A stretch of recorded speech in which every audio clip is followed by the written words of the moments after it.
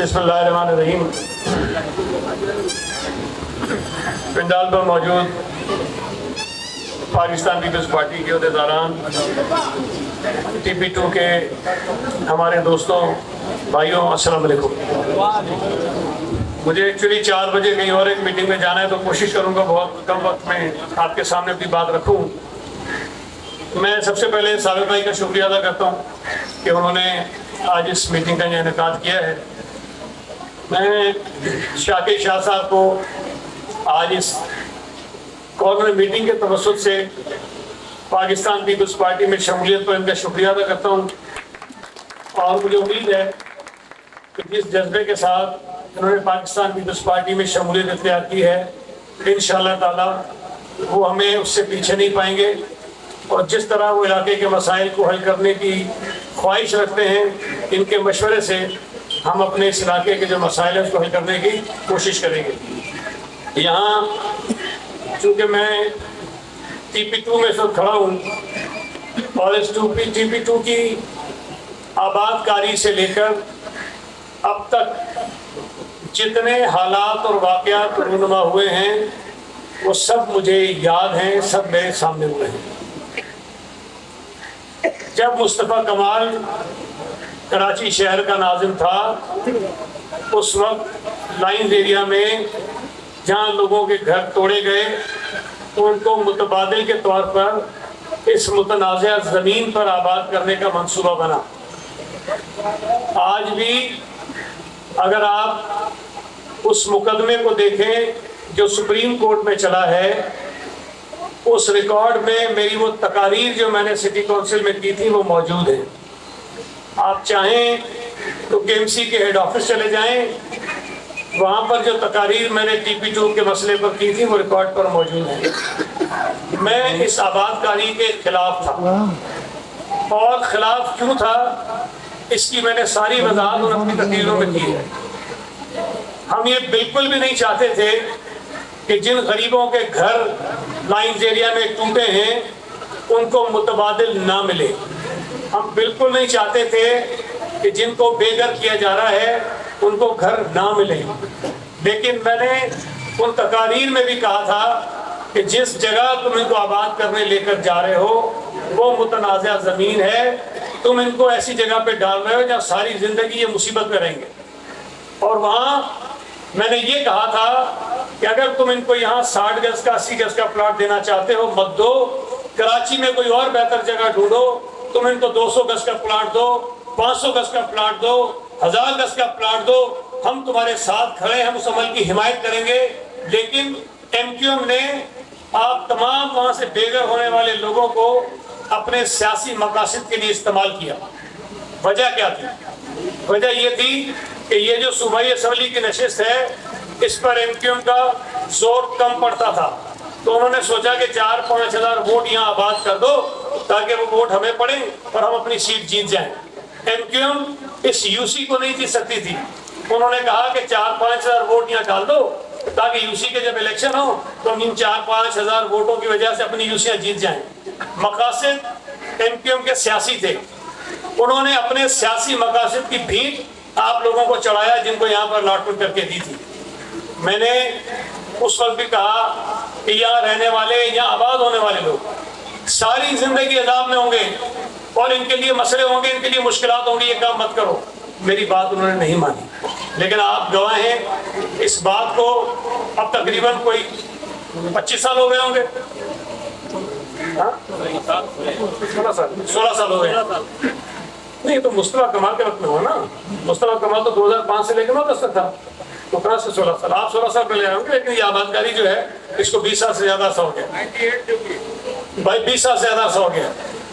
اس وقت جب میری بات نہیں مانی، یہاں آباد کاری ہو گئی، اور اس کے بعد عدالتوں میں کیسز ہوئے، اور کیس کرنے والوں میں اور کوئی نہیں تھا، وہی پہلوان تھا جو آج کل آپ کے پاس آ رہا ہے۔ اس نے یہ کہا کہ ان کو گھروں کو ٹوٹنا چاہیے، اور سپریم کورٹ کا فیصلہ موجود ہے، اس وقت بھی موجود ہے، جس میں یہ کہا گیا ہے کہ یہ سارے گھر جو ہیں یہ توڑ دیے جائیں اور زمین کو خالی کرا دیا جائے۔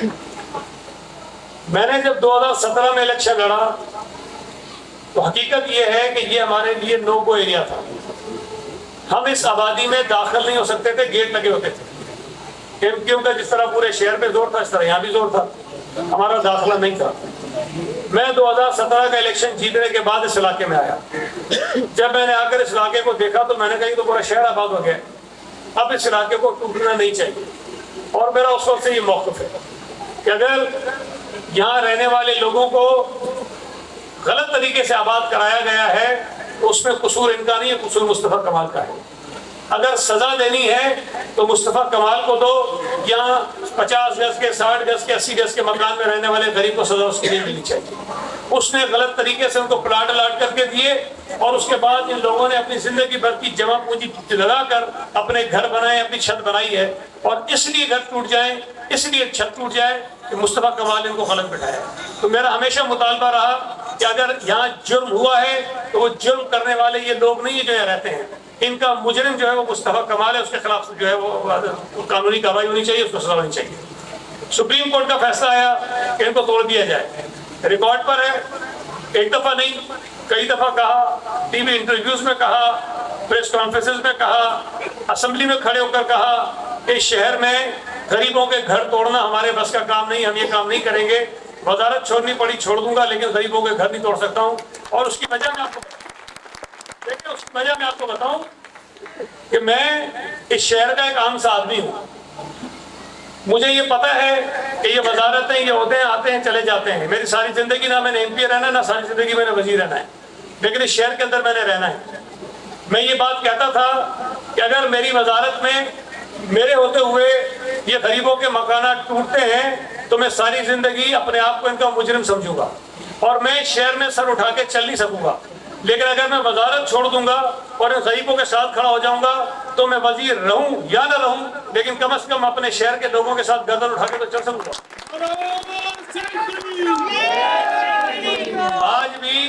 آج بھی آپ کے سروں پر سپریم کورٹ کے اس فیصلے کی تلوار لٹک رہی ہے.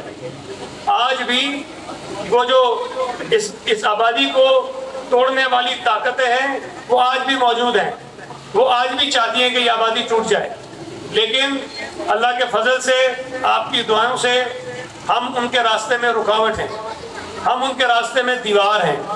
اب یہ ذمہ داری آپ کی بھی بنتی ہے کہ آپ یہ بات سوچیں کہ آپ کے اس پورے اتنے بڑے شہر کو, اتنی بڑی آبادی کو جس میں ہزاروں لوگ آباد ہیں, ان کے جو مفادات ہیں اس کا تحفظ پیپلز پارٹی کر سکتی ہے یا عرفان اللہ مروت, جماعت اسلامی, نون لیگ یا کوئی MQ کے کر سکتی ہے. آج وہ لوگ جنہوں نے اپنے سیاسی مقاصد کے لیے آپ کو آباد کیا اور وہ لوگ جو اپنے سیاسی مقاصد کے لیے آپ کو اٹھانا چاہتے تھے وہ آج دونوں مل رہے. اٹھانے والے بھی ہیں, بٹھانے والے بھی ہیں, لیکن ان میں اتنی جرأت نہیں تھی کہ جب اس آبادی کو توڑنے کی بات ہو رہی تھی کوئی کھڑا ہو کے کہتا کہ ہم اس آبادی کو نہیں ٹوٹنے دیں گے. کسی میں یہ جرأت نہیں تھی. مصطفیٰ کمال کو کہا گیا کہ تم نے, بولا میں نے تھوڑی کیا, وہ تو کونسل کی قرارداد تھی. اور اگر اتنا کام کیا تھا تو دھڑلے سے کہتے کہ میں نے کیا ہے اور کہتا ہے کہ میں نہیں ٹوٹا دوں گا. یہ بات اس نے نہیں کہی. آپ اٹھا کے انٹرویوز دیکھ لیں اس کے, وہ کہتا تھا میں نے نہیں کیا ہے, وہ کونسل نے کیا, میں نے نہیں بٹھایا, یہ بات کہتا تھا, تو یہ کیا. تو اب یہ جو آبادی ہے اس کا سب سے بڑا مسئلہ یہ ہے کہ آپ کے سروں پر جو تلوار لٹک رہی ہے اس کو کیسے ہٹائیں, اور اس کے لیے کوئی نئی قانون سازی کرنی پڑے گی, نیا کوئی قانون بنانا پڑے گا, آپ کی اس آبادی کو ریگولرائز کرنا پڑے گا. یہ جو واٹر بورڈ کے نام پر زمین ہے اس کا ٹائٹل چینج کرنا پڑے گا, وہ آسان کام نہیں. یہ بات ذہن میں رکھیں کہ یہ کام پیپلز پارٹی کے علاوہ کوئی نہیں کر سکتا. آج بھی جبھی اسد عالم جاہی صاحب کہہ رہے تھے کہ اس صوبے میں 130 صوبائی اسمبلی کی سیٹیں ہیں, حکومت بنانے کے لیے 65 سیٹیں چاہیے, اور میں آپ کو بتا دوں کہ کم از کم بھی 65 سے زیادہ سیٹیں صوبے کی ایسی ہیں جس پہ پیپلز پارٹی کا مقابلہ کسی سے نہیں ہے. ہم آسانی سے جیت رہے ہیں اس سیٹیں ساری. اب یہاں وہ لوگوں کو لالی پاپ دیتا جا رہا ہے میں وزیر داخلہ گھر سے بنے گا, 65 سیٹیں جیتے گا, حکومت بنے گی, وزیر اعلیٰ کوئی بنے گا, اس کے بعد تو وزیر داخلہ بنے گا نا. یہ مطلب وہ کہتے ہیں نا بلی کے خلاف میں جو چھیڑے ہوتے ہیں, یہ وہی کام ہے, پلے والے کچھ نہیں اور کہتے ہیں وزیر داخلہ بنے گا. تو پہلے 65 سیٹیں جیتنی ہے پھر وزیر داخلہ بننا ہے. اور میں آپ کو بتا دوں کہ 65 امیدوار نہیں ہے پورے سندھ میں. جب امیدوار 65 نہیں ہو وہ کہتا ہے میں وزیر اعلیٰ بھی بنوں گا، میں وزیر داخلہ بھی بنوں گا. میں اگر یہ کہہ رہا ہوں کہ پیپلز پارٹی کا وزیر اعلیٰ بنے گا تو میں آپ کو دلیل سے کہہ رہا ہوں. میں آپ کو کہہ رہا ہوں کہ ہماری 130 سیٹیں صوبے کی پیپلز پارٹی کا امیدوار ہر سیٹ پہ موجود ہے. ہر سیٹ پہ 130 امیدوار ہیں پیپلز پارٹی کے پورے صوبے میں اندر، اور 65 چاہیے. 65 سے زیادہ سیٹیں ایسی جس میں مقابلہ کوئی نہیں. ہم جیت کے بیٹھے ہوئے ہیں، صرف 8 فروری کا دن گزرا اور ہمیں جیت جانی ہے. ہم تو یہاں کوئی 100 کے قریب سیٹیں جو ہے وہ سوچ رہے ہیں کہ جیتیں گے شہر کے اندر، وہ پورے صوبے کے اندر. تو وزیر اعلیٰ انشاءاللہ تعالیٰ پیپلز پارٹی کا ہوگا. صوبائی اسمبلی میں اکثریت پیپلز پارٹی کی ہوگی. تو آپ کے اس آبادی کا جو مسئلہ ہے اس کا حل پیپلز پارٹی کے علاوہ کسی کے پاس نہیں ہے. تو یہاں جتنے لوگ رہتے ہیں ان کی سیاسی وابستگی ایم کیو کے ساتھ ہو، پی ٹی آئی کے ساتھ ہو، جماعت اسلامی کے ساتھ ہو، نون لیگ کے ساتھ ہو، پیپلز پارٹی کے ساتھ ہو، لیکن آپ کا جو سب سے بڑا مسئلہ ہے اس کا حل پیپلز پارٹی کے علاوہ کسی کے پاس نہیں ہے. اگر آپ اپنے بنیادی اور سب سے بڑے مسئلے پر کرنا چاہتے ہیں تو مہربانی کریں اپنے سیاسی تعلقات، اپنی سیاسی وابستگیاں جدھر ہیں رہنے دیں اس کو، لیکن اس آبادی کو بچانے کے لیے ایک مرتبہ پیپلز پارٹی کو ووٹ ضرور دیں، تاکہ نہ صرف ہم کہ آپ کے اوپر جو تلوار ہے اس کو ہٹائیں، بلکہ یہاں رہنے والے لوگوں کے مکانات کو لیز کر کے آپ کے نام پہ منتقل کروائیں پراپر طریقے سے، تاکہ یہ تلوار آپ کے سروں پر جو نظر نہیں وہ ختم. یہاں پر جب میں آیا تھا 17 کے بعد تو میں نے حالت دیکھی تھی تو مجھے بہت تکلیف بھی ہوئی تھی کہ اتنی بڑی آبادی ہے، اتنے گھر ہیں، لیکن جو حالت ہے کہ نہ سیویج کا نظام ہے، نہ یہاں پر کوئی سڑکوں کا نظام ہے، تباہ حال تھی پوری کی پوری آبادی. تو ہم نے آہستہ آہستہ کوشش کی کہ اس نظام کو بہتر کریں. کچھ ہم نے کیا ہے، لیکن میں کہتا ہوں کہ یہاں بہت مزید کرنے کی ضرورت ہے. اور انشاءاللہ تعالیٰ سڑکیں، گلیاں، سیوریج، پانی دینا یہ ہمارے لیے کوئی بڑا مسئلہ نہیں ہے. اس حلقے کے اندر جتنے علاقے تھے جہاں پانی کا بہت بڑا مسئلہ تھا، اکثر علاقوں میں ہم پانی کا مسئلہ حل کر چکے ہیں. تھوڑا سا اگر کہیں رہ گیا تو وہ بھی اس لیے کہ جماعت اسلامی نے ہماری پانی کی ایک لائن پر اسٹے آرڈر لے کے وہ کام رکوایا ہے. جیسے ہی وہ کام شروع ہوگا 2 سے 3 ہفتوں کے اندر اندر ان آبادیوں کا پانی کا مسئلہ بھی حل ہو جائے گا. تو ہمارے اس حلقے میں پورے حلقے کی بات کر رہا ہوں، پورے حلقے کی انشاءاللہ تعالیٰ پانی کا مسئلہ 100% عمل کریں گے. میں یہ بھی نہیں کہہ رہا کہ اگلے 5 سال میں کریں گے، الیکشن ہو جاتے ہیں، اگلے 2 سے 3 مہینے کے اندر اندر اس پورے حلقے میں پانی کے مسئلے کو حل کر دیں گے. یہاں بے روزگاری بہت ہے. عرفانہ مرد تو نوکریوں کے لیٹر بانٹتا پھرتا ہے، لیکن میں غلط بیانی نہیں کروں گا. حقیقت یہ ہے کہ سرکاری محکموں میں اتنی گنجائش ہی نہیں ہے کہ تمام لوگوں کو نوکریاں مل سکیں، لیکن جتنا ہوگا وہ تو ہم کوشش کریں گے. لیکن بے روزگاری کئی گنا اس سے زیادہ ہے. ہم نے اس کا متبادل حل نکالا کہ اگر لوگوں کو نوکریاں نہیں دے سکتے تو کم از کم ان کو ہنرمند کریں تاکہ وہ اپنا روزگار کما سکیں. اس سلسلے میں اعظم بستی میں ہم نے ایک ٹیکنیکل کالج بنایا. کراچی کا بہترین ٹیکنیکل کالج ہے، اعظم بستی میں موجود ہے.